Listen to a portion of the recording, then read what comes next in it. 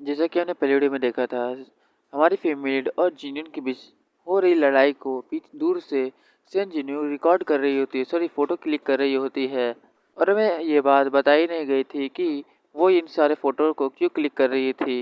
लेकिन वो फिर से उन दोनों की लड़ते झगड़ते हुए फ़ोटो को क्लिक करने लगती है और अपने मन में बोलती है, मुझे कुछ और भी फ़ोटो क्लिक कर लेने चाहिए ताकि मैं चिंगलियों के खिलाफ इन्हें यूज़ कर सकूं। अब आगे जहां पर जिनयुन हमारी फीमेल लीड को चिल्लाते हुए बोल रही होती है, चिंगलियो तुम बहुत ज़्यादा ही बड़ी हो चुकी हो, तो ये मत समझो कि मैं तुमसे डरती हूँ। सिर्फ तुम्हारी वजह से ही मैं जेल गई थी। इसके लिए मैं तुम्हें कभी भी माफ़ नहीं करूँगी और तुम बिल्कुल भी मुझसे नहीं बचोगी। तभी हमारी फैमिली जिन्यून को बोलती है, जिन्यून ये बात तो तुम्हें अच्छी तरह से पता है कि तुम जेल क्यों गई थी। और मेरी बात ये पूरी तरह से क्लियर है कि मैंने तुम्हारे साथ हर समय बहुत अच्छा ट्रीट किया, लेकिन तुमने बदले में मुझे सिर्फ चोट पहुंचाई है। तुम ही पूरी तरफ से रिस्पॉन्सिबल हो तुम्हारे साथ जो भी हुआ था। और तुम्हारी हिम्मत कैसे हुई मेरे घर पे आने के बाद मुझे ही ब्लेम करने की कि ये सब मैंने किया है। ये सुनने के बाद जिन्यून भी एकदम शांत हो जाती है और वो कुछ भी बोल नहीं पा रही होती है। तभी हमारी फैमिली भी थोड़ी सी आगे झुकती है और जिन्यून को बोलती है, हाँ तो बोलते क्यों नहीं, क्या मैं गलत बोल रही हूँ। तभी हमारी फैमिली स्माइल करते हुए जिन्यून को कहती है, जब एक पर्सन के पास से सब कुछ दूर चला जाता है, उसकी इज्जत, उसके पैसे और उसके बहुत कुछ, तब वो डिप्रेशन में चली जाती है और फिर वो पागल हो जाती है, बिल्कुल तुम्हारी जैसी। ये सुनते के साथ ही जिन्यून भी बहुत ज़्यादा ही तेज गुस्सा हो जाती है और चिल्लाते हुए बोलती है, चिंग लियू आखिर तुम्हारी हिम्मत कैसी हुई मेरी बेइज्जती करने की। तभी जिन्यून आगे बढ़ते के साथ हमारी फीमेल लीड को मारने लगती है और चिल्लाते हुए बोलती है, तुम मुझे तुम पर हिट करने के लिए मजबूर मत करो। और फिर वो उस पर हाथ चला देती है, लेकिन तभी हमारी फीमेल लीड उसके हाथ को वहीं पर पकड़ लेती है। जैसे ही जिन्यून का हाथ हमारी फेमिलियट पकड़ती है, जिन्यून शॉक हो जाती है और वो अपने मन में बोलती है, आखिर ये मेरे साथ क्या हुआ। फिर हमें सीन दिखाया जाता है जहाँ पर हमारी फेमिलियट जिन्यून को पकड़ के नीचे गिरा रही होती है। तभी हमारी फेमिलियट ये बोलते हुए उसके हाथ को झटक देती है, जिन्यून क्या तुम्हें सच में लगा था कि तुम मुझे थप्पड़ मार सकती हो? तुम मेरे लिए एक चींटी के बराबर हो और कुछ नहीं।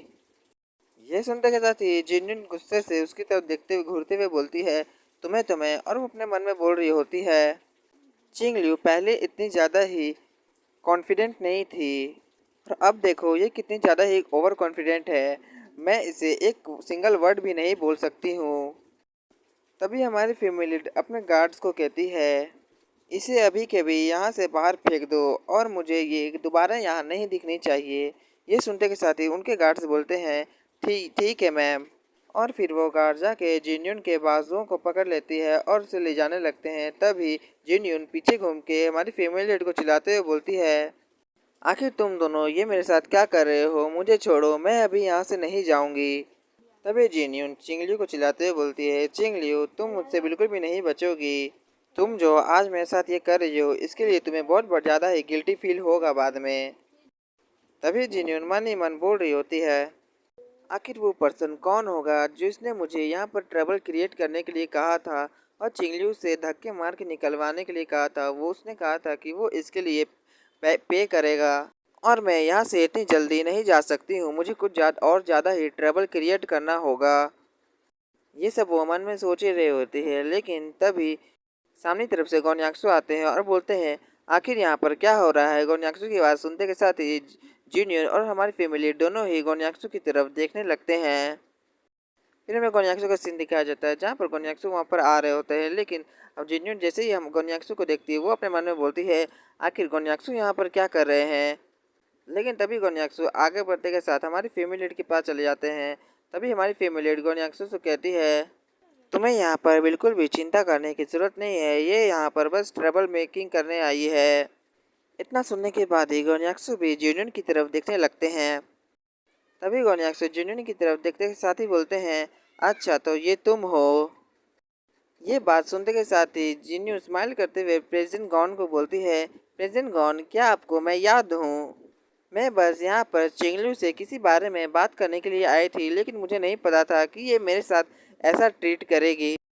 तभी जिन्यून उम्मीद भरे आंखों से हमारे गोन्याक्सू को देखते हुए बोलती है, आप देख रहे हैं, लेकिन लेकिन गोन्याक्सू उसकी बात काटते हुए बोलता है अपने गार्ड्स को, जल्दी से इसे बाहर फेंक दो। ये सुनने के साथ ही जिन्युन भी पूरी तरह से शॉक हो जाती है और वह गोन्याक्सू भी वहाँ से चले जाते हैं और उसके बॉडीगार्ड्स भी बोलते हैं ठीक है सर।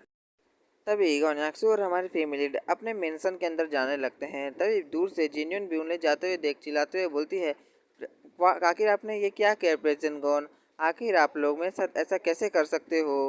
लेकिन गोन्याक्सू और हमारी फैमिली उसकी बात नहीं सुनते हैं। फिर गोन्याक्सू के गार्ड जाके जिन्युन को बाहर मेंशन के बाहर फेंक देते हैं, जहाँ पर जिन्युन भी नीचे गिर के चिल्लाने लगती है और वो चिल्लाते हुए बोलती है, डैम इट, गोन्याक्सू ने तो मेरी तरफ देखा भी नहीं। तभी जिन्युन अपने मन में बोलती है, अभी जो भी हुआ मैं उसे भूल जाती हूँ, मैं और भी ज़्यादा ट्रबल क्रिएट नहीं कर सकती थी गोन्याक्सू के सामने और मैंने अपना पूरा बेस्ट दिया है इस सीन में। लेकिन मुझे ऐसा नहीं लगता है कि यहाँ पर जो भी पर्सन छुप के हमें देख रहा होगा वो मुझे बाद में ब्लेम करेगा कि मैं स्टॉप क्यों हुई। लेकिन अब मैं कर भी क्या सकती हूँ। तभी जिन्यून वहाँ से चली जाती है।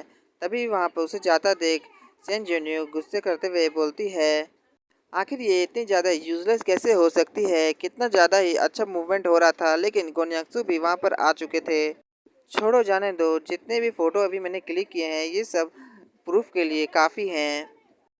तभी सेन जिन्यू अपने स्मार्टफोन की तरफ देखते हुए स्माइल करते हुए बोलती है, अब मेरा समय है स्टेप 2 करने का। अब मुझे लगता है कि जिन्यून अब हमारे बिल्कुल भी काम की नहीं है, तो अब हमें अपने प्लान पे काम करना होगा और परफेक्टली प्लान को रन कराना होगा। फिर हमें गोन्याक्सू के मेंशन का अंदर का सीन दिखाया जाता है, जहाँ पर गोन्याक्सू और हमारी फैमिली जा रही होती है।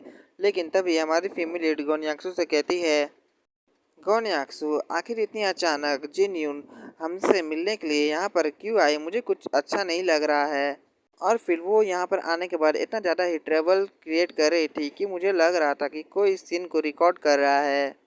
तभी गोन्याक्सू हमारी फैमिली से कहते हैं, आखिर तुम्हारे कहने का क्या मतलब है, आज जो भी हुआ क्या इसके पीछे किसी का हाथ था। तभी हमारी फैमिली बोलती है, मुझे इस बारे में कंफर्म नहीं है कि कोई इसके पीछे हो सकता है, आखिर मास्टरमाइंड कौन होगा। और मुझे इस बारे में बिल्कुल भी समझ नहीं आ रही है कि जिन यून यहाँ पर आके इतना ज़्यादा ट्रबल क्रिएट क्यों कर रही थी और इतना सीन क्यों कर रही थी। तभी गोन्याक्सुल बोलते हैं, आखिर जिन यून जेल से निकल कैसे सकती है, मैं अपने लोगों को कहूँगा इसके बारे में इन्वेस्टिगेशन करने के लिए। तभी गोन्याक्सु अपने पीछे वाले गार्ड को कहते हैं, अभी जाओ और जल्दी से उस लड़की का पीछा करो और मुझे पल पल की खबर देते रहना उसके बारे में। ये सुनते के साथ ही वो गार्ड भी बोलता है ठीक है सर। और फिर गोन्याक्सु के गार्ड्स भी वहाँ से चले जाते हैं। तभी गोन्याक्सु हमारी फीमेल को कहता है, तुम्हें चिंता करने की बिल्कुल भी ज़रूरत नहीं है, एक एक करके मैं उन सारे लोगों को पकड़ लूँगा जो जीनियन के साथ मिले हुए हैं और वो बिल्कुल भी बच नहीं पाएंगे मुझसे। ये सुनने के बाद हमारी फैमिली बोलती है, अच्छा ठीक है। लेकिन तभी हमारी फैमिली भी अपने मन में सेन जिनियो और जिनियन के बारे में सोचने लगती है और अपने मन में बोलती है, सेन जिनियन के बारे में अभी तक बिल्कुल भी पता नहीं चला है और अब जिनियन भी जेल से निकल चुकी है और वो जेल से निकलते के साथ ही वो यहाँ पर आई, कहीं ये दोनों एक दूसरे से मिले जुले तो नहीं है। और यहाँ ख़त्म होता है my dad is mister present का एपिसोड 155।